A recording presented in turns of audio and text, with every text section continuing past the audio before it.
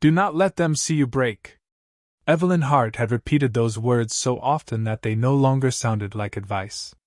They sounded like a sentence. At 11:47 on a Thursday night, she stood alone in the glass-walled conference room on the 42nd floor of Hartwell Technologies, staring down at the city lights far below.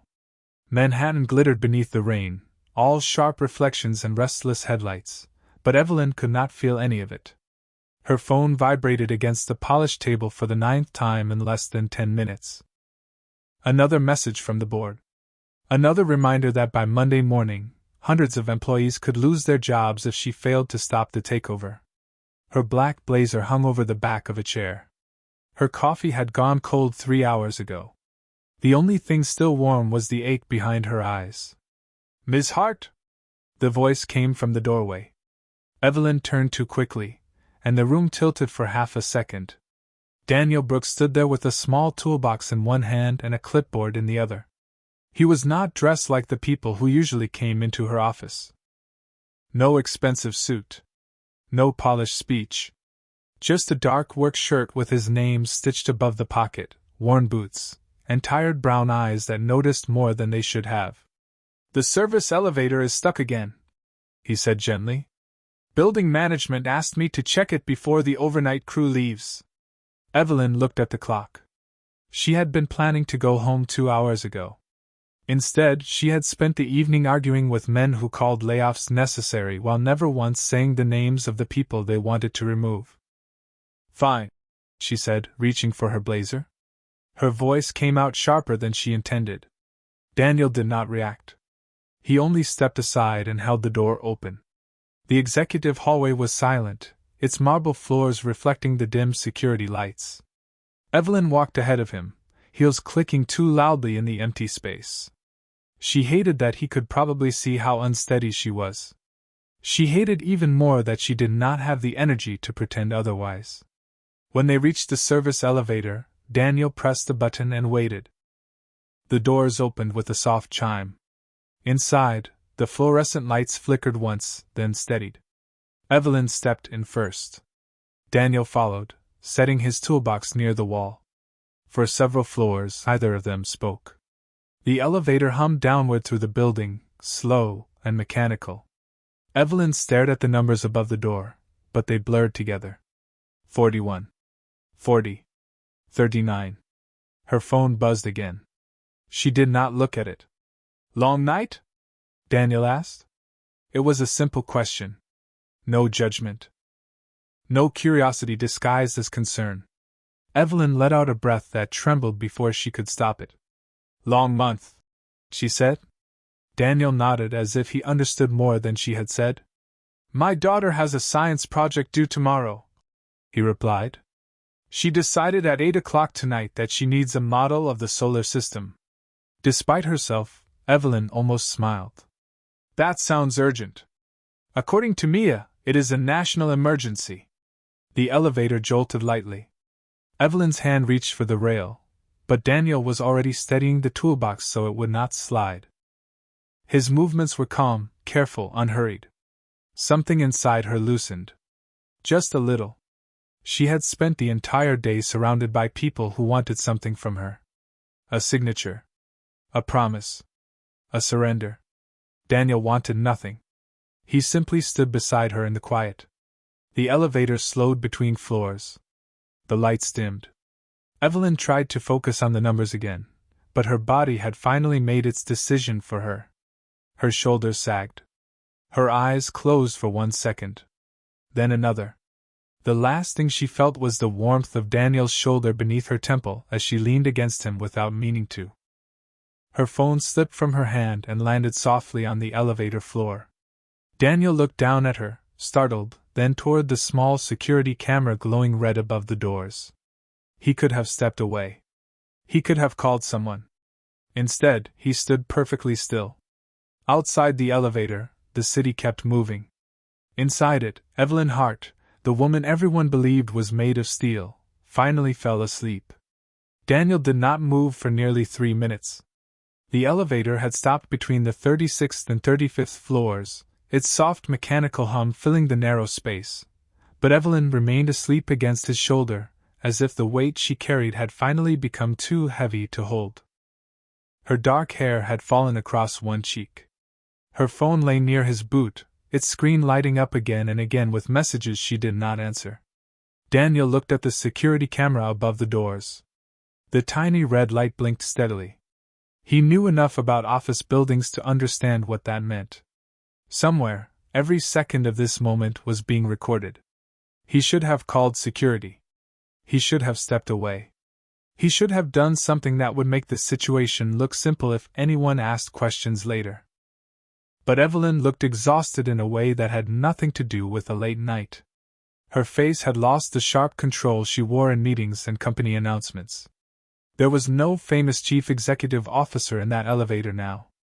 There was only a woman who had finally run out of strength. Daniel bent slowly and picked up her phone from the floor. The screen flashed with a message from an unknown board member. Sign before morning, or we move without you. He did not read any further.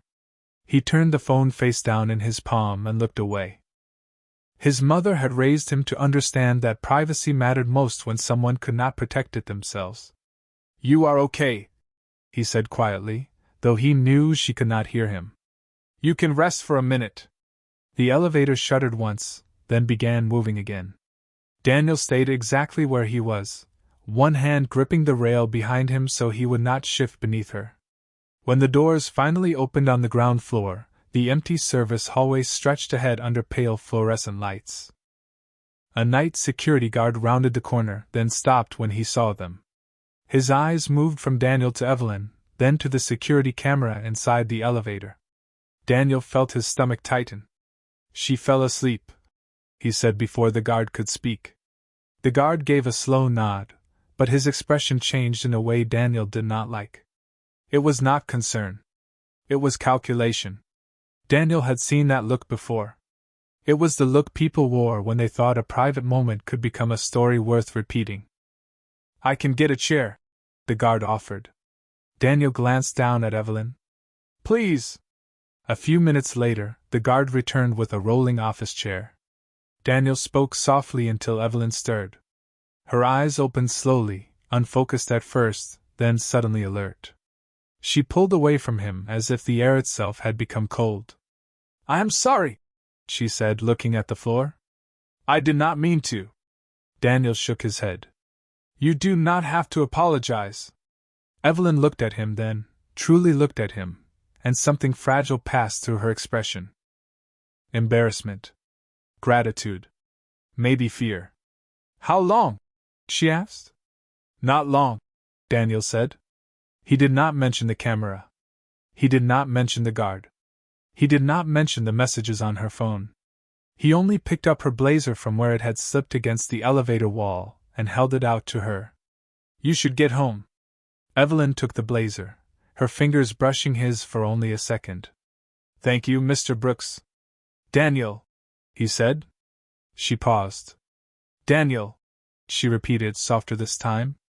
Then she walked down the hallway toward the waiting car outside, shoulders straight again, the armor returning piece by piece. Daniel watched until the glass doors closed behind her. Only then did he look back at the elevator. The red light above the doors was still blinking. And somewhere in the building, a private moment had already become evidence. By 6:15 the next morning, the elevator had become a rumor. Daniel knew it before anyone said a word. He felt it in the way two receptionists stopped talking when he crossed the lobby. He saw it in the quick glance from a junior analyst near the coffee station, then the way she looked down at her phone as if she had been caught holding something dangerous. The building smelled of fresh coffee, lemon cleaner, and rain drifting in whenever the front doors opened. It should have been an ordinary Friday. Daniel had spent the first hour of his shift replacing a flickering light panel on the 28th floor. He had checked a broken thermostat in a conference room. He had answered a call about a jammed copier. Ordinary work. Ordinary problems. But every time his phone buzzed in his pocket, his chest tightened. At 6:32, it was a message from his neighbor, Mrs. Alvarez. She had been watching Mia before school since Daniel's wife passed away, and she never sent messages unless something mattered. Mia is awake early, she wrote. She says she needs the foam balls for her planets. Do not forget. Daniel stared at the screen and felt the tension in his shoulders soften. Mia's solar system project. The national emergency. He typed back that he would bring the supplies before school, then tucked the phone away. On the other side of the city, Evelyn sat in the back seat of a black car moving through wet morning traffic. Her driver had asked twice whether she wanted to go home first. Both times she had said no. Home meant an empty apartment, unopened mail, and the silence she had been avoiding for months. The office meant work. Work meant control. She wore a clean white blouse and a dark navy suit, her hair pulled back, her face composed. No one who saw her stepping out beneath the company entrance would have guessed that less than 8 hours earlier, she had fallen asleep in an elevator against the shoulder of a man whose name she had only just learned. Daniel. The memory returned without warning. His quiet voice. The way he had not made her embarrassment worse. The way he had handed her blazer back as if she were simply another tired person at the end of a long day. Evelyn entered the lobby and felt the air change around her. Conversation stopped. Phones disappeared into pockets. A few employees smiled too quickly. Her instincts sharpened. Something was wrong. She reached the executive elevators and saw Vanessa Cole waiting beside them, immaculate in a cream-colored suit, her blonde hair perfectly arranged despite the rain. Vanessa had been Evelyn's chief operating officer for 6 years. She was brilliant, polished, and always ready with a solution before anyone else had finished naming the problem. This morning, however, there was a faint satisfaction in her eyes. You had an interesting night, Vanessa said. Evelyn looked at her. What does that mean? Vanessa held out her phone. On the screen was a grainy video clip. An elevator. Daniel standing still. Evelyn asleep against him. No sound. No context. Just a private moment cut down to a few seconds and placed in the hands of people who did not know either of them. Evelyn felt cold all at once. Where did you get this? She asked. It is already moving through the company, Vanessa replied. The board has seen it. The elevator doors opened behind them, but neither woman stepped inside. Evelyn watched the video one more time. Daniel's face was turned away from the camera. He looked almost protective. He looked like someone who had done nothing wrong. Yet she already knew how people would twist it.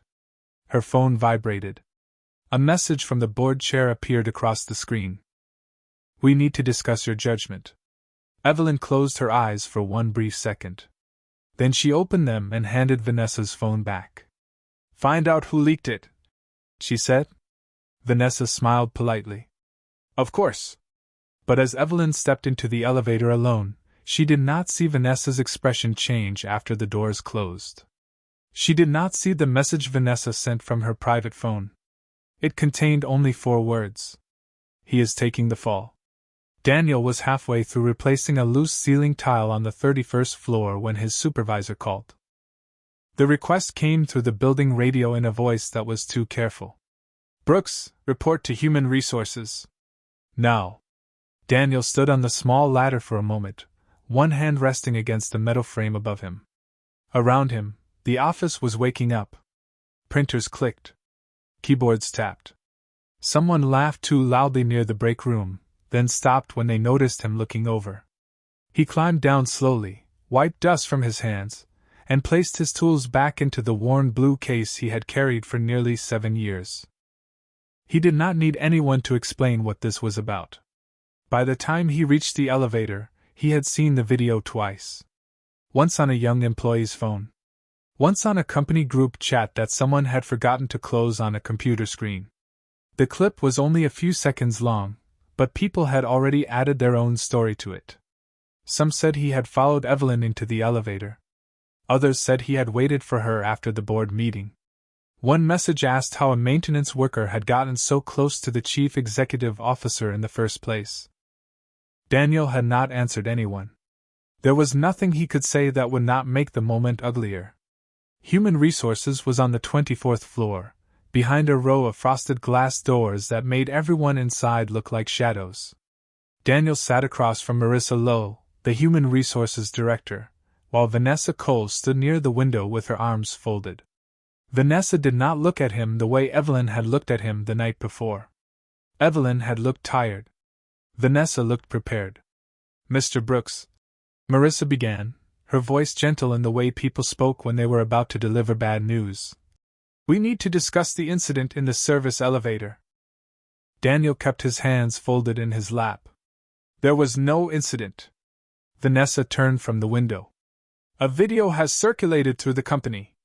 It shows you in a compromising situation with Ms. Hart." Daniel felt heat rise in his face, not from guilt, but from the insult hidden inside her words. "She was exhausted," he said. "The elevator stopped. She fell asleep for a few minutes. That is all." "And you did not think to call security?" Vanessa asked. "I did call for help when we reached the ground floor. But not while she was asleep."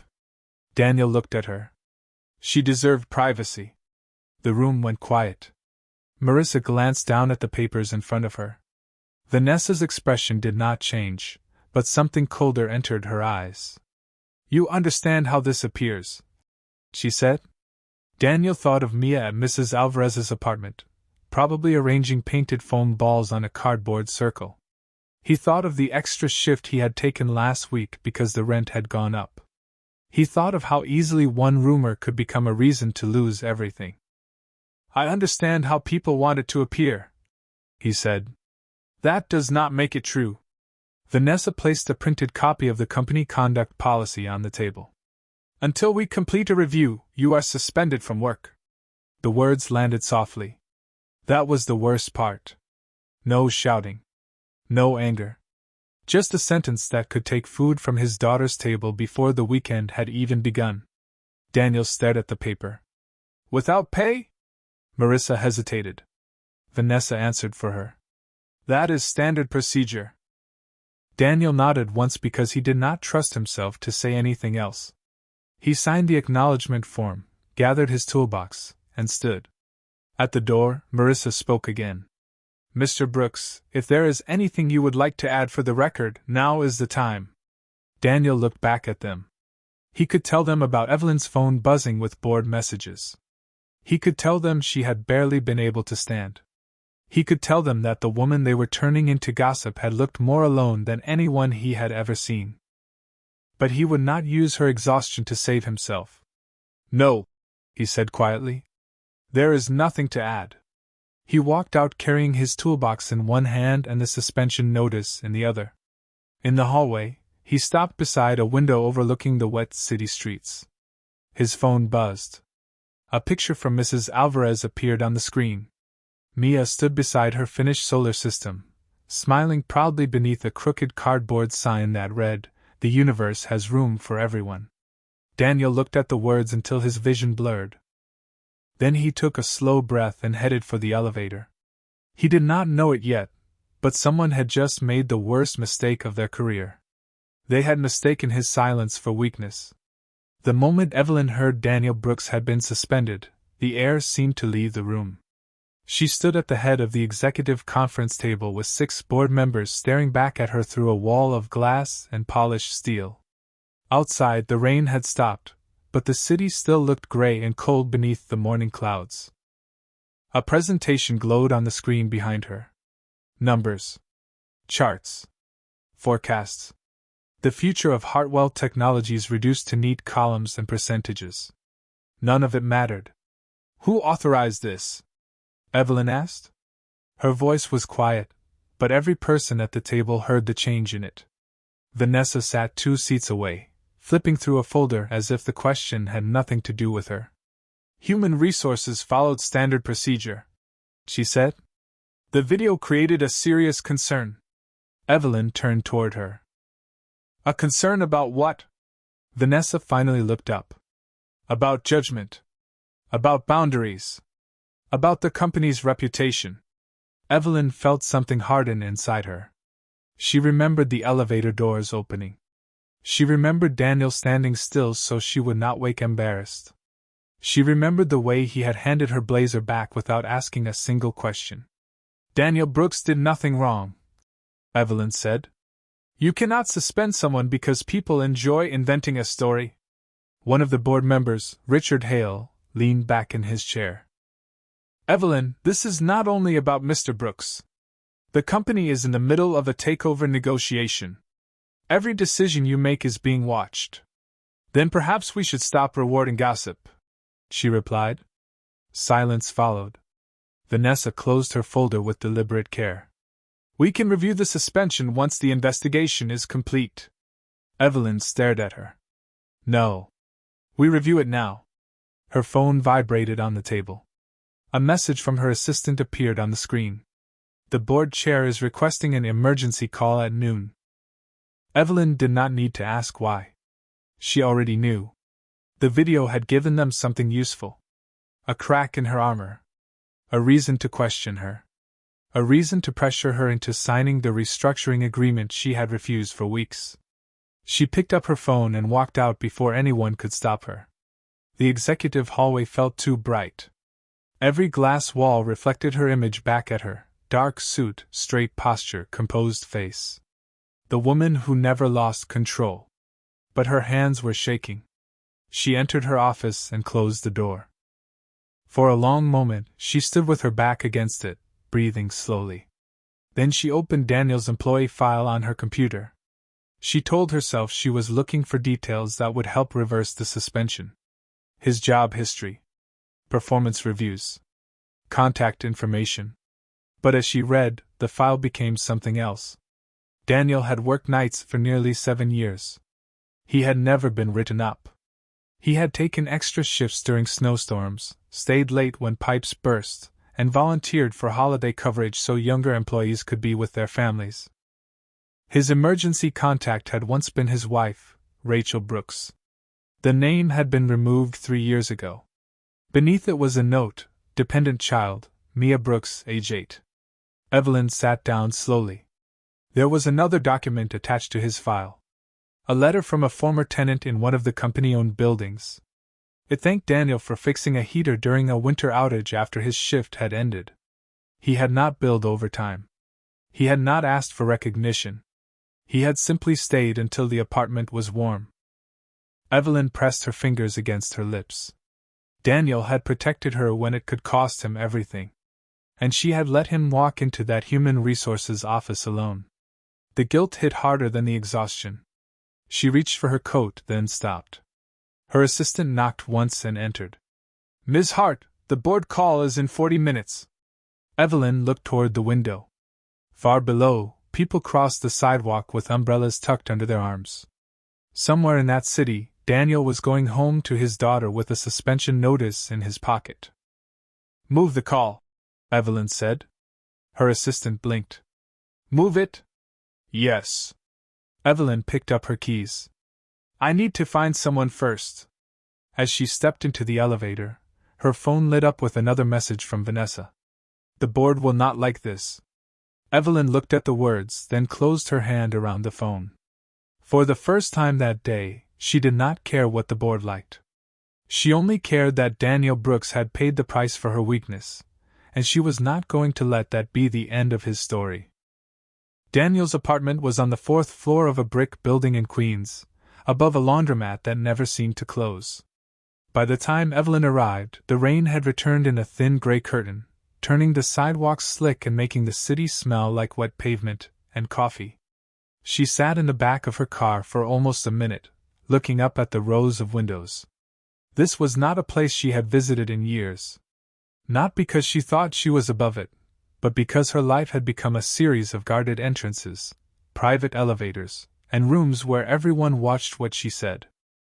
Here, people carried grocery bags, held umbrellas over their children, and called to one another across the sidewalk. It felt real in a way her office no longer did. Evelyn stepped out of the car and pulled her coat closer. She had Daniel's address from his employee file, and the knowledge made her uncomfortable. She told herself she was here because she owed him an apology. Nothing more. But when she reached the building entrance, she heard a child laughing somewhere above her, bright and unguarded. The sound stopped her.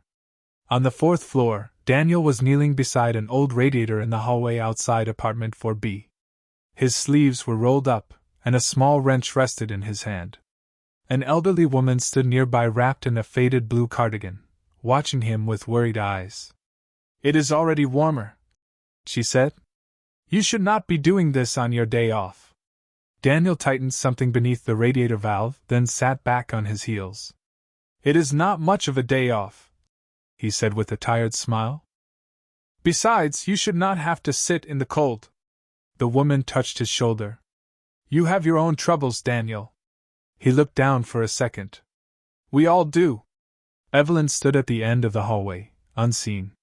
She watched him test the heat, wait until warm air began to move through the old metal pipes, then gather his tools without accepting the cash the woman tried to press into his hand.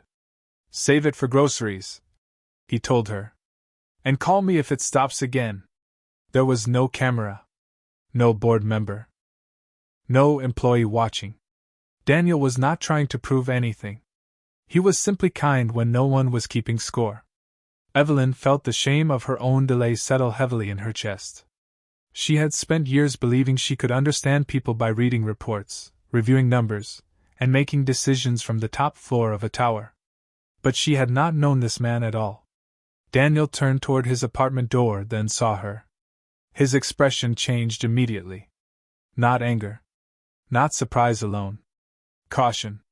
He looked at the black car visible through the stairwell window, then back at her. "Ms. Hart." "Evelyn," she said. The name felt strange in her mouth. Daniel glanced toward the elderly woman, who quietly stepped back into her apartment and closed the door. The hallway became still. "I came to apologize," Evelyn said. "You should not have been suspended." Daniel held his toolbox at his side. "I appreciate that." His voice was polite, but there was distance in it now. Evelyn took a breath. "I am working to reverse it." "Working to reverse it?" he repeated. "That is not the same as reversing it." She looked down. He was right. "No," she said. "It is not." From behind Daniel's apartment door, a child's voice called, "Dad, did you fix Mrs. Alvarez's heater?" Daniel's face softened. "Yes, Mia. I did." The door opened a few inches, and a little girl with dark braids and a purple sweater peeked into the hallway. Her eyes moved from Daniel to Evelyn, curious but shy. Daniel placed a gentle hand on the doorframe. "Mia, this is Ms. Hart. She works at my building." Evelyn crouched slightly so she would not tower over her. "Your dad told me about your solar system project." Mia's eyes widened. "He did?" "He said it was a national emergency." For the first time, Daniel almost smiled. Mia held up a cardboard model covered in painted foam balls. "That is Jupiter," she said proudly, pointing to the largest one. "It has a storm bigger than Earth." Evelyn looked at the tiny planets, then at Daniel. There was warmth in this small apartment doorway that she had not felt in months. But Daniel's expression became serious again. "Why are you really here?" he asked. Evelyn stood slowly. The question was fair. She looked at Mia, then back at him. "Because I should have protected you before this happened." Daniel's eyes did not leave hers. "Then do not come here with apologies," he said quietly. "Come back when you have done it." Evelyn nodded, the words cutting deeper because they were true. She turned toward the stairs, but before she reached them, Daniel spoke again. "Ms. Hart." She looked back. "You were tired that night," he said. "That was all I saw." Evelyn stood frozen in the dim hallway. No accusation. No demand. Just the truth. And for the first time in a very long time, someone had seen her without asking for anything in return. The ride back to Manhattan felt longer than it should have. Evelyn sat in silence while rain traced silver lines down the car windows, and Daniel's words stayed with her through every red light and crowded intersection. "You were tired that night." That was all I saw. No one had said anything like that to her in years. People saw her title. They saw the company she had built, the headlines, the quarterly reports, the decisions that made investors nervous and employees hopeful. They saw a woman who never hesitated. But Daniel had seen exhaustion. Nothing more. Nothing less. When Evelyn returned to Hartwell Technologies, the lobby was quieter than usual. The afternoon rush had not started, and the marble floors reflected the pale light from the revolving doors. She walked past the reception desk without slowing down, her coat still damp at the shoulders. Her assistant, Nora, hurried toward her with a tablet pressed to her chest. "The board moved the emergency call to 5 o'clock," Nora said. "Vanessa said she could not delay it any longer." Evelyn stopped beside the elevator. "Did she?" Nora hesitated. "There is something else. Legal received a request for all security footage from the service elevator. Vanessa made the request personally." Evelyn looked at her. "Did she give a reason?" "She said it was part of the internal review." The elevator doors opened, but Evelyn did not step inside. A cold certainty settled in her stomach. Vanessa had not been trying to protect the company. She had been building a case. "Get me the full footage before she does," Evelyn said. Nora's eyes widened. "Evelyn, that could create a problem." "It already has." Upstairs, Evelyn entered her office and closed the door behind her. The room looked exactly as it had that morning. The cold coffee. The stack of unsigned documents. The skyline beyond the windows. But something inside her had changed. She no longer wanted to win by staying distant. Distance had made it too easy for people like Vanessa to decide who mattered and who did not. She sat at her desk and opened the restructuring plan again. The proposal would save the company money, at least on paper. It would close 2 service divisions, outsource building operations, and eliminate nearly 400 jobs over the next year. Daniel's position would disappear. So would the jobs of people who had worked nights, weekends, and holidays to keep the company running while executives argued over numbers. Evelyn had refused to sign because she knew the plan was cruel. But now she understood something else. Vanessa needed the plan approved. And Daniel's suspension was not an accident. It was leverage. Her phone rang. The name on the screen made her sit straighter. "Richard Hale, board chair." Evelyn answered. "Richard. You missed the earlier call," he said. His voice was smooth, but impatient. "I had an urgent matter. The company has urgent matters. We cannot keep delaying because you are distracted." Evelyn looked at the city beyond the glass. "I am not distracted. I am paying attention." There was a pause. "The board is concerned about the video. The board should be concerned about whoever leaked it. Vanessa believes the employee involved may have acted improperly." Evelyn's hand tightened around the phone. "Daniel Brooks acted with more integrity than most people in this building." Richard sighed. "You are making this personal." "No," Evelyn said. "Someone else did that." She ended the call before he could answer. A few minutes later, Nora entered with a secure drive in her hand. "This is the full elevator footage," she said quietly. Evelyn inserted it into her computer.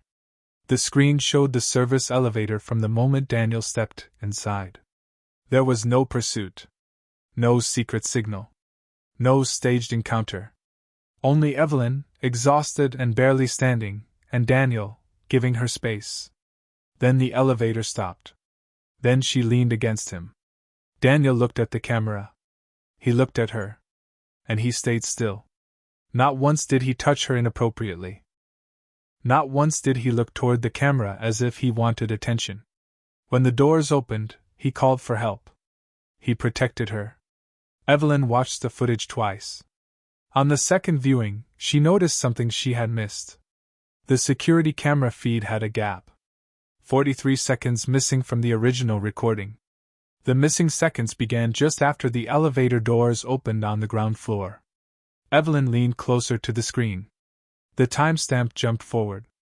Someone had edited the footage before it reached the company. Someone with access. Her phone lit up with a new message from an unknown number. "Stop looking into the elevator footage. Sign the restructuring plan, and this ends." Evelyn read the words once. Then she placed the phone face down on her desk. Outside her office, the city was beginning to darken again. Inside, Evelyn opened a new document and began writing down every name, every time, every detail. She had spent too long fighting alone. But now she had a reason to fight differently. Daniel had trusted her dignity when he had nothing to gain. She would make sure the truth protected his. Daniel did not expect Evelyn Hart to return. By 7 o'clock that evening, the rain had finally stopped, leaving the sidewalks wet beneath the streetlights and the air sharp with the smell of pavement after a storm. Mia was at the kitchen table, carefully adding rings to Saturn with a strip of yellow construction paper. Daniel stood at the stove, stirring canned tomato soup while grilled cheese sandwiches browned in a pan. It was not much, but Mia had declared it Friday dinner, which meant they ate together without the television on and talked about the best part of the week. Daniel had almost convinced himself that the day was over when someone knocked on the apartment door. He froze. Mia looked up from her project. "Are we expecting someone?" "No," Daniel said. He turned off the stove and walked to the door. Evelyn stood in the hallway with no driver behind her and no black car waiting at the curb. She wore the same dark coat from earlier, but her hair was loose now, and the careful control in her face looked thinner than it had that morning. In one hand she held a plain paper bag. "I know you said not to come back with apologies," she said before he could speak. "I am not here to ask you to forgive me." Daniel kept one hand on the door. "Then why are you here?" Evelyn looked past him for a second, toward the warm kitchen light and Mia's cardboard planets. "Because I found something," she said. "And because I need to tell you the truth before someone else uses it against both of us." Daniel opened the door wider, but only enough for her to step inside. Mia watched from the table with wide, curious eyes. Evelyn gave her a small smile. "I brought something for your project," she said, holding out the paper bag. Mia looked at Daniel first. He nodded once. Inside were small glow-in-the-dark stars and a roll of dark blue paper. Mia gasped softly. "Now it can look like space." "That was my thought," Evelyn said. For a moment, the apartment felt lighter. Then Daniel saw the tension return to Evelyn's shoulders. He guided her toward the small living room while Mia carried her new supplies back to the table. Daniel did not offer coffee. He did not know how long she planned to stay. Evelyn stood near the window, looking down at the traffic moving along the street below. "The video was edited," she said. Daniel said nothing.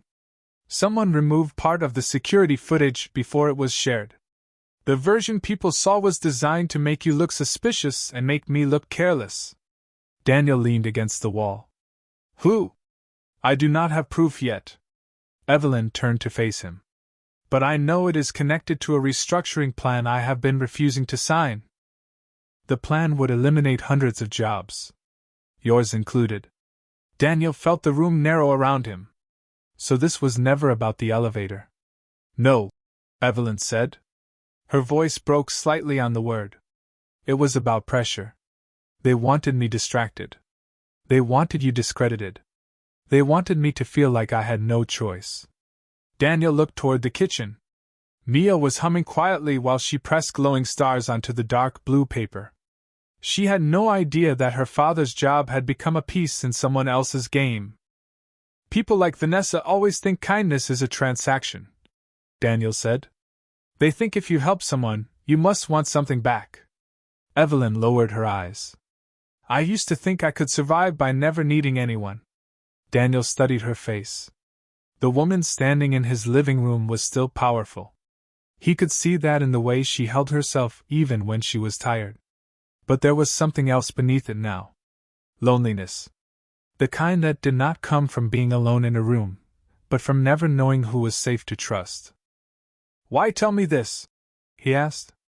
Evelyn took a slow breath. "Because you deserve the truth. And because I cannot fix what happened by making decisions about your life without you." The words settled between them. Daniel had heard apologies before. Most of them were designed to end a problem. This one sounded different. It sounded like a door opening. "What happens now?" he asked. Evelyn looked toward Mia again, then back at him. "Now I fight the people who did this. But I will not ask you to trust me just because I say I will. Daniel nodded slowly. Good, he said. Because trust is not something you get back in one conversation. Evelyn accepted that without flinching. I know. Her phone buzzed in her coat pocket. She looked at the screen, and the color drained from her face. Daniel noticed. What is it? Evelyn held the phone tighter.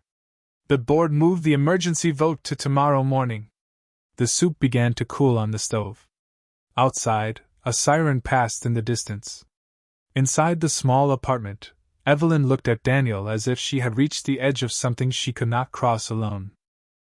And for the first time, he understood that the woman everyone feared was afraid too. For a few seconds neither of them spoke. The apartment was small enough that silence had nowhere to hide.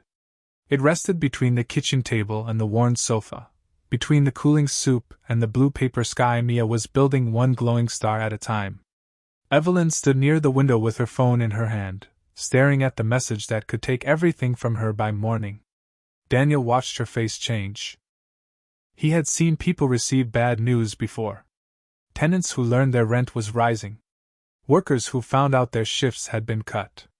Parents standing in grocery store aisles, quietly adding up numbers in their heads. But Evelyn did not look angry. She looked tired in a deeper way, as if she had been waiting for this moment long before it arrived.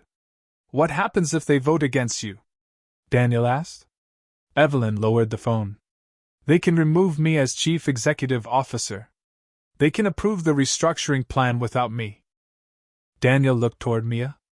She was still working, her tongue caught gently between her teeth as she pressed a tiny glowing star near Jupiter.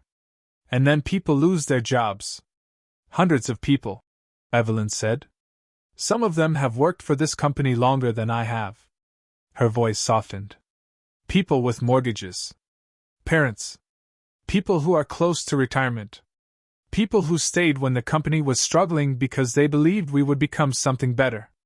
Daniel sat down slowly in the chair across from her. Why are you fighting this alone? Evelyn gave a small, humorless laugh. Because I built Heartwell Technologies by believing I could carry every problem myself. She looked around the room, taking in the stack of schoolbooks near the sofa, the little coat hanging by the door, the refrigerator covered with Mia's drawings. I thought if I worked harder than everyone else, I could protect everyone. But the higher I climbed, the fewer people told me the truth. Daniel understood that more than he expected. My wife used to say that, he said quietly. Evelyn looked at him. Daniel's eyes moved to a framed photograph on the bookshelf.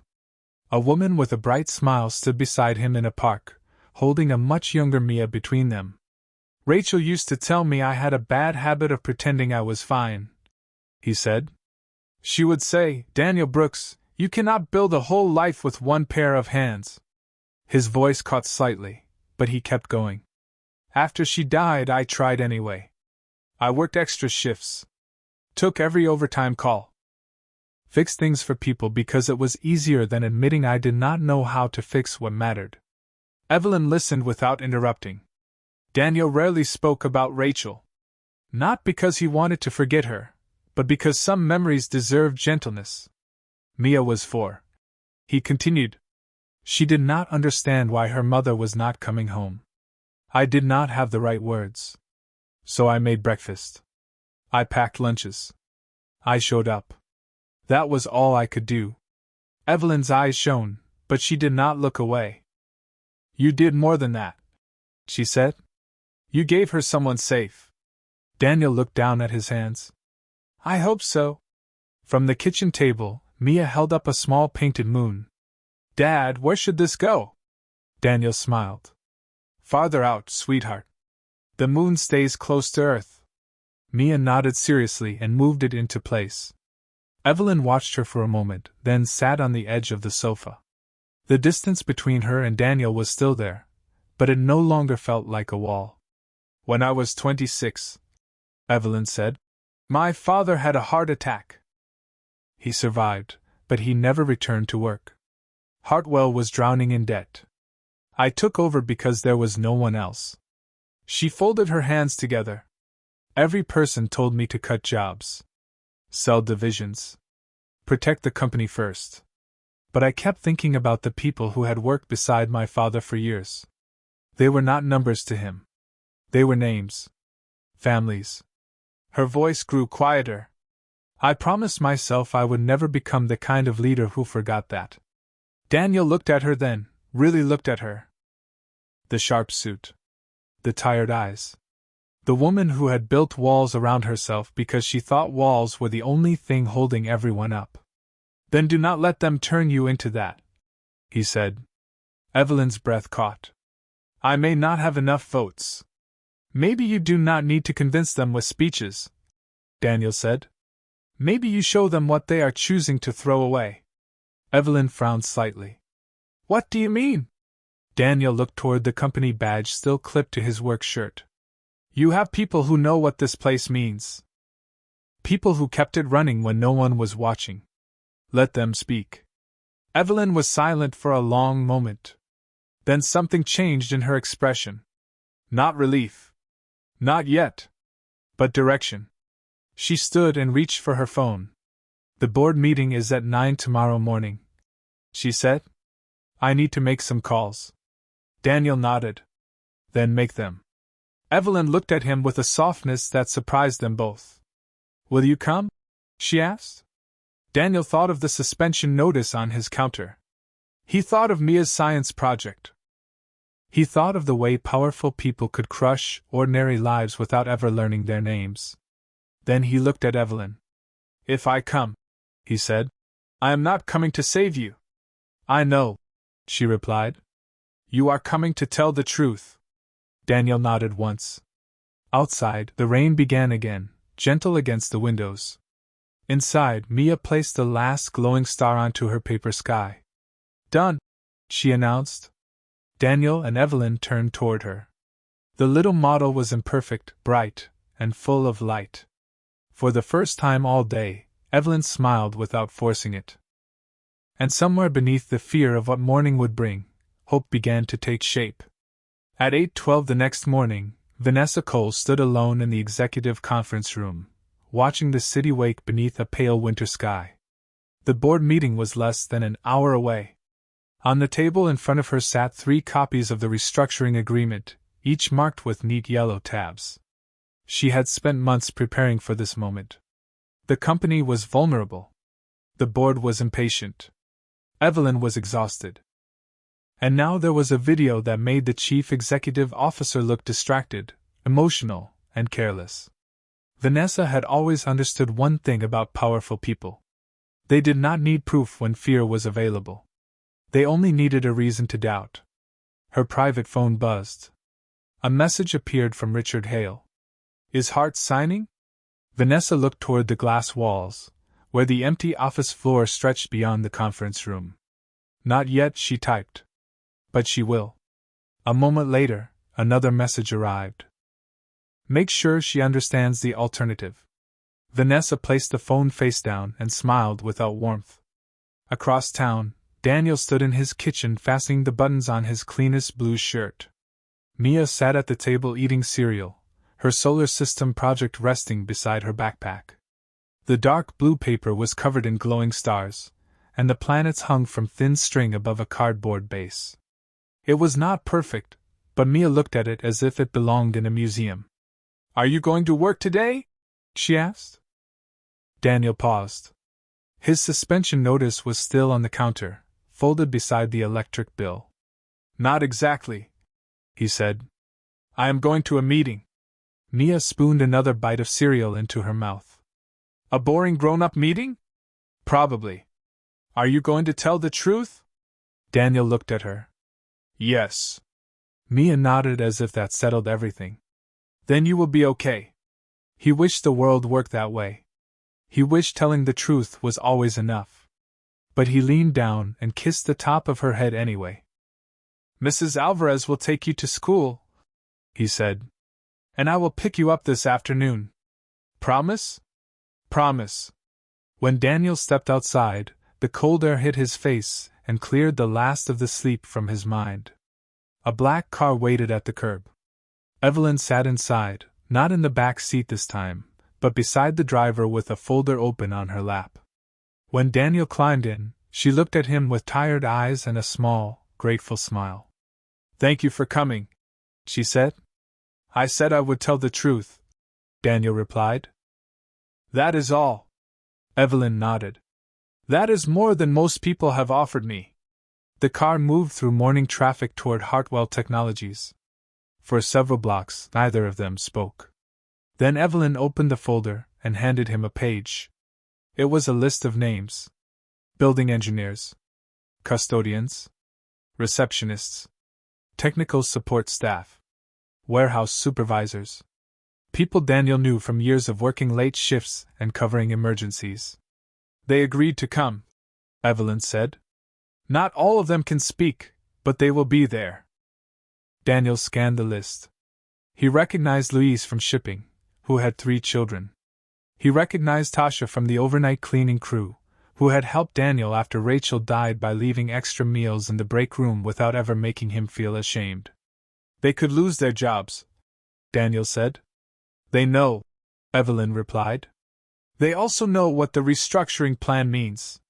Daniel folded the page carefully and returned it to her. "Then we do not let them become numbers." When they arrived at the company entrance, the lobby was already crowded. Employees stood in small groups near the elevators, their faces tense. Some looked at Daniel with surprise. Others looked away, embarrassed by the rumors they had repeated the day before. He did not blame them as much as he thought he would. Fear made people careless. But he would not let fear decide the rest of the day. Evelyn walked beside him through the lobby. Not ahead of him. Not behind him. Beside him. On the 42nd floor, Vanessa waited near the boardroom doors.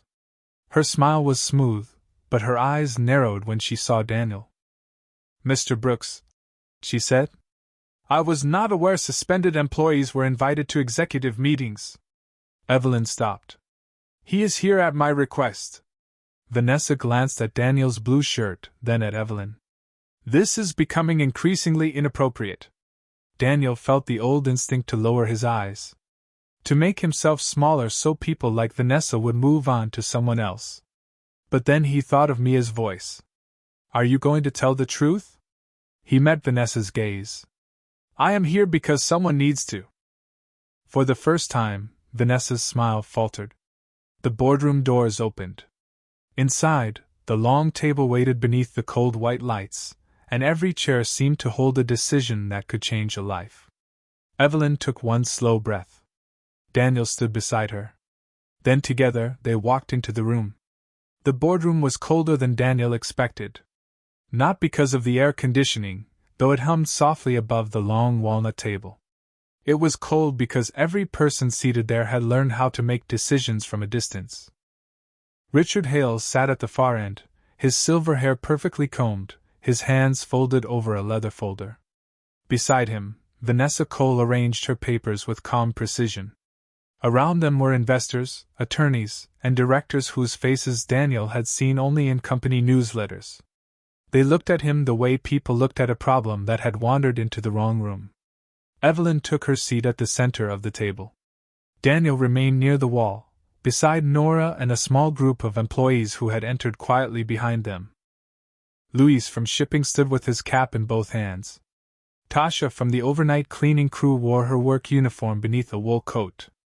Marissa from Human Resources sat near the door, pale and uneasy. Richard cleared his throat. "We are here to address the proposed restructuring plan and the concerns surrounding Ms. Hart's recent conduct." Evelyn met his eyes. "We are here to address the truth." Vanessa gave a small smile. "Of course. The truth is that the company needs stability. Investors have lost confidence. The video has raised questions about your judgment, Evelyn." Daniel felt the room shift toward Evelyn, waiting for her to defend herself. She did not. Instead, she placed a small black drive on the table. "Before we discuss my judgment," she said, "we should discuss the edited footage that was used to question it." Vanessa's expression remained composed, but her fingers stopped moving. Evelyn nodded to Nora. The lights dimmed, and a screen at the end of the room came to life. The full elevator recording played without sound. Daniel watched himself step into the elevator with Evelyn. He watched her phone fall. He watched her lean against his shoulder. Then the video continued past the point everyone had seen. It showed Daniel calling for the security guard after the doors opened. It showed him stepping away as soon as Evelyn woke. It showed the guard receiving the original recording from the elevator system. Then the screen changed. A digital access log appeared. Evelyn's voice stayed calm. "This is the security archive report." At 6:18 this morning, the original file was accessed from an executive account. At 6:23, a shortened version was exported. At 6:29, that version was sent to an external number. Richard leaned forward. "Whose account?" Evelyn looked directly at Vanessa. "Vanessa Cole's?" For the first time, the room was completely silent. Vanessa did not look away. "My account may have been compromised," she said. "That is a serious accusation." "It is," Evelyn replied. "Which is why I also requested the building security log." Nora placed another document in front of each board member. The pages showed Vanessa entering the security office late the night before the video spread. Her access badge had recorded the time. A technician's statement was attached beneath it. Vanessa had instructed him to export the elevator footage, saying it was requested by the board. Daniel watched Vanessa's face, waiting for anger or panic. Instead, she turned toward Richard. "Even if the footage was edited, the company still needs restructuring. We cannot ignore the financial reality because Evelyn wants to protect a few employees." The words landed hard. A few employees. Daniel looked at Luis. He looked at Tasha. Then he stepped forward. His hands were steady, though his heart was not. "May I say something?" Richard's expression tightened. "This is not normally part of a board meeting." Evelyn looked at Daniel. She did not speak for him. She only gave him a small nod. Daniel faced the table. "I have worked here almost 7 years," he said. "I have fixed elevators, heaters, lights, doors, pipes, and things most people do not notice until they stop working. I am not an executive. I do not know how to read all these reports. But I know what happens when people are treated like numbers." He looked toward Vanessa. "You say the company needs to cut a few employees. But those employees are people who keep this place open before the first executive arrives and after the last one leaves. They are parents. They are caregivers. They are people who gave this company their weekends and holidays." His voice lowered. "And when Ms. Hart was exhausted in that elevator, I did not see a chief executive officer. I saw a person who needed a moment to breathe. That is all." No one interrupted him. Daniel turned to Evelyn. "She has been fighting to protect jobs. She did not ask me to say that. She did not promise me anything. In fact, she came to my home to apologize before she knew I would ever stand here." Evelyn's eyes shone, but she held his gaze. Richard looked down at the papers in front of him. One by one, the other board members began reading the security logs again. Vanessa's carefully built story was beginning to crack. Then her phone vibrated on the table. The sound was small, but in the silence it seemed loud. Vanessa looked at the screen. Her face changed. Evelyn saw it too. A new message had arrived from the outside investor behind the takeover plan. The board had been given the evidence. And now they were asking Vanessa one question she could not avoid. "Why did you lie?" Vanessa stared at the message on her phone until the screen went dark. The board members did not need to see the words to understand what had happened. They had seen the access logs. They had watched the complete elevator footage. They had listened to Daniel speak about people who worked before sunrise and long after the city lights came on. The room that had once felt like a place where only titles mattered had become painfully quiet. Richard Hale removed his glasses and set them on the table. "Vanessa," he said, "is there anything you would like to explain?" She lifted her chin. For a moment, she looked exactly as she always had. Controlled. Elegant. Untouchable. But her voice did not carry the same certainty. "I did what I believed was necessary for the company." Evelyn stood at the center of the table, her hands resting lightly on the back of her chair. You edited private footage to damage an employee and pressure the board into approving layoffs, she said. That was not necessary. That was a choice. Vanessa's eyes flashed toward Daniel. You do not understand how this world works. Investors do not care about feelings. They care about results. Daniel did not look away. People are not feelings, he said. They are the reason there is a company to save. The words stayed in the air. Tasha lowered her eyes, pressing her lips together. Louise stood a little straighter. Marissa from Human Resources looked at the suspension paperwork in front of her, as if she could no longer bear to see it. Richard turned to the other board members. We will suspend all discussion of the restructuring plan pending an independent review, he said. And we will open an investigation into the unauthorized use of company security footage. Vanessa's face went pale. You cannot be serious. I am, Richard replied.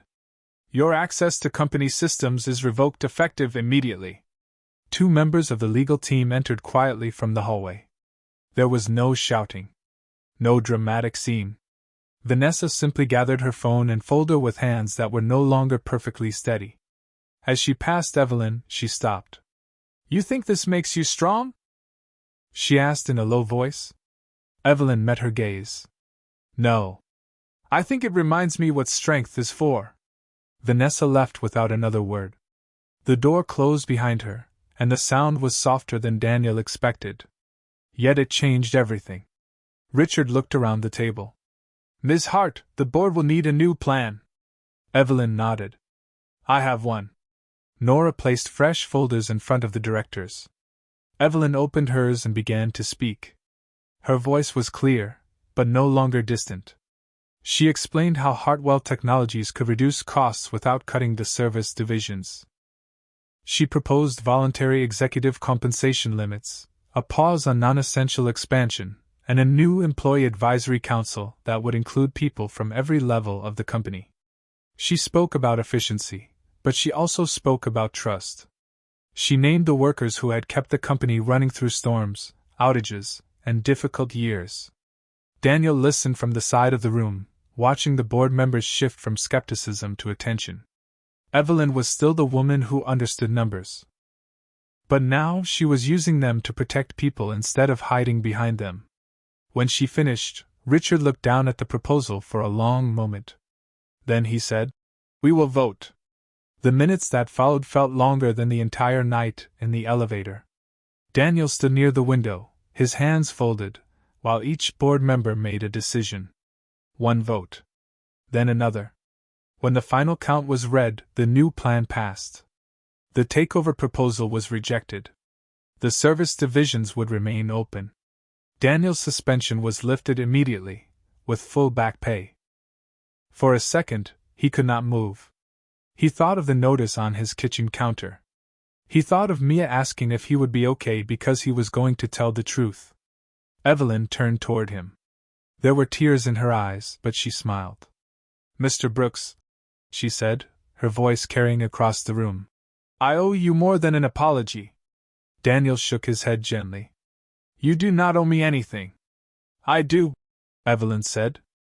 But I will start by making sure no one here forgets what you did. She extended her hand. Daniel looked at it, then took it. The room watched, but this time there were no whispers. No phones lifted to record a private moment. Only silence, warm and respectful. Outside the windows, sunlight broke through the clouds and spilled across the city in long bright bands. Daniel felt it touch his face. For the first time in days, he allowed himself to believe that the worst was over. Then his phone buzzed in his pocket. He pulled it out and saw a message from Mrs. Alvarez.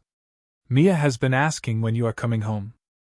She says she has something important to show you. Daniel smiled before he could stop himself. Evelyn noticed. Go, she said softly. Your daughter is waiting. He nodded, but before he turned away, he looked at Evelyn one more time. The woman who had once seemed untouchable now stood in the sunlight with her shoulders finally lowered. She had won the vote. She had saved the jobs. But Daniel could see that she was still learning how to let someone stand beside her. And somehow, he knew their story was not finished. By the time Daniel reached Queens, the afternoon sun had softened into a pale gold glow over the wet sidewalks. He climbed the 4 flights to his apartment with a paper bag of bagels in one hand and his company badge in the other. The badge had been returned to him before he left Hartwell Technologies, polished and clipped to a new blue lanyard. It was a small thing, but he kept looking at it as if it might disappear. When he opened the apartment door, Mia came running from the living room in mismatched socks, her dark braids bouncing against her purple sweater. "Dad!" she shouted, throwing her arms around his waist. Daniel set the bagels down and held her close. For 1 second, he let himself breathe in the familiar scent of her shampoo and crayons and the warm apartment air. "Hey, Moon Girl," he said. "Mrs. Alvarez said you had something important to show me." Mia pulled back and grabbed his hand. "Come see." On the kitchen table, her solar system project had changed. The glowing stars still covered the dark blue paper, and the painted planets still hung from their thin strings. But now there were 3 small figures standing near the cardboard earth. One was tall and wore a tiny blue shirt. One had long dark hair and a little black suit drawn with careful marker lines. The third was smaller, with purple sleeves and bright yellow shoes. Daniel stared at them for a moment. "Who are these?" he asked. Mia looked at him as if the answer were obvious. "That is me. That is you. And that is Ms. Hart." Daniel smiled, but something tightened in his chest. "Why is Ms. Hart in the picture?" Mia placed both hands on the table. "Because she helped you." Daniel looked at the little figure again. "She did." Mia nodded. "And you helped her too. So she should not be alone." Before Daniel could answer, there was a soft knock at the door. He knew who it was before he opened it. Evelyn stood in the hallway holding a small bakery box and wearing a simple gray coat instead of the sharp suits Daniel had always seen her wear. Her hair rested loosely around her shoulders, and for the first time since he had met her, she did not look like she was rushing toward a meeting or bracing for a fight. She looked uncertain. "I hope this is not a bad time," she said. Daniel glanced back at Mia, who was already peeking around his side. "It is not," he said. Evelyn stepped inside and held out the box. "I brought cupcakes. I was told that successful science projects deserve a celebration." Mia's eyes widened. "With frosting?" "With frosting," Evelyn said. Mia accepted the box with both hands and hurried toward the kitchen. Daniel watched Evelyn take in the apartment again. The worn sofa. The stack of bills tucked beneath a magnet on the refrigerator. The framed photograph of Rachel on the shelf. Her eyes paused there respectfully, then moved away. "The board approved the Employee Advisory Council," Evelyn said quietly. "The first meeting is next week. I would like you to be part of it, if you are willing." Daniel leaned against the doorframe. "You want a maintenance supervisor in a board meeting?" "I want someone who tells the truth in a board meeting," Evelyn replied. He studied her face. There was no pressure in her voice. No promise she expected him to accept. Only an invitation. "I will think about it," he said. Evelyn smiled. "That is fair." Mia returned with 3 cupcakes on small plates. "You have to sit," she told Evelyn. "You are in the solar system now." Evelyn looked at Daniel, unsure whether she should laugh. He nodded toward the table. "It sounds official." They sat together beneath the soft kitchen light. Mia explained every planet, every ring, every glowing star. Daniel watched Evelyn listen with complete attention, asking questions that made Mia sit taller in her chair.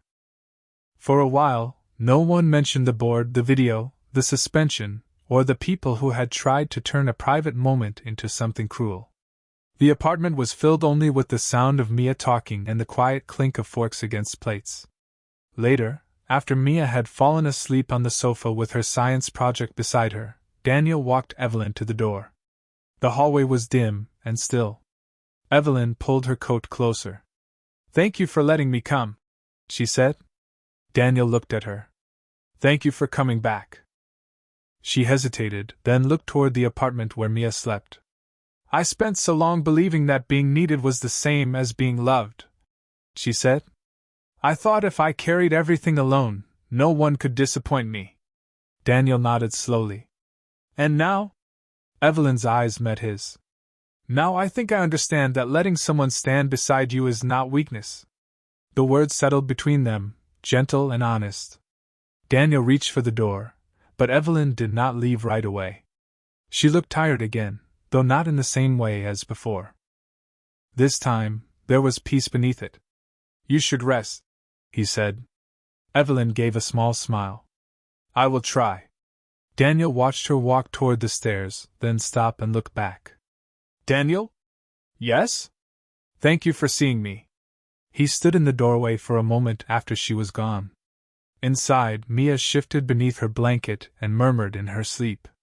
Daniel looked at the little paper universe on the kitchen table, where 3 small figures stood beneath a sky full of stars. He had spent years believing his heart was a place he had to guard for his daughter's sake. But as the hallway light faded and the city hummed beyond the windows, he realized that some people did not come into your life to take what was left. Some people came to remind you that there was still room for more.